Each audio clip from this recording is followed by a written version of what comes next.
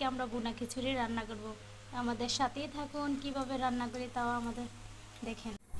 চুলার মধ্যে পাতিলটা বসাই দিলাম ভুনা খিচুড়ি রান্না করার জন্য। প্রথমে পেঁয়াজ আর কাঁচামরিচ দিয়ে দিলাম,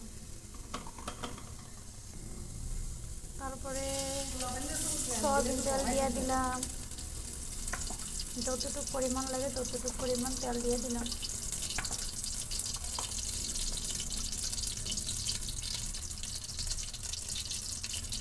পেঁয়াজ দিয়ে লাল লাল করে ভেজে দিলাম।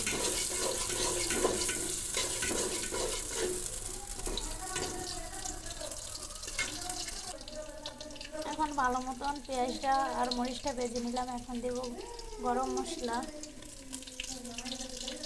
এলাচ, দারচিনি, তেজপাতা, লবঙ্গ দিয়ে দিলাম।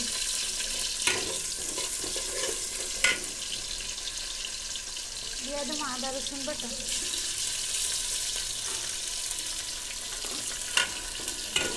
আদা রসুন পেঁয়াজ এগুলো ভালো মতন ভেজে নেব। ভালো করে ভেজে নেওয়া হয়ে গেছে। এখন দিয়ে দেবো পানি পরিমাণ মতন। এখন এক এক করে মশলা দিয়ে দেবো। লবণ দিলাম, দিয়ে দিলাম পরিমাণ মতন হলুদের গুঁড়া,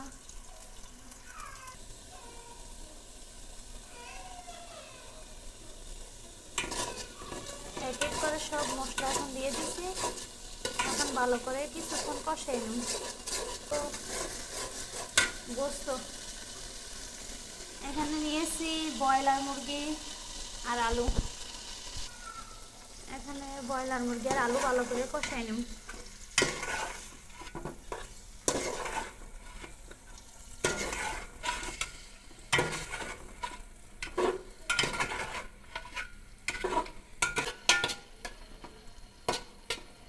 ভালো মতন গোস্ত কষানো হোক, দিকটা আমি ডালগুলো ভেজে নিই, মুগ ডালগুলো।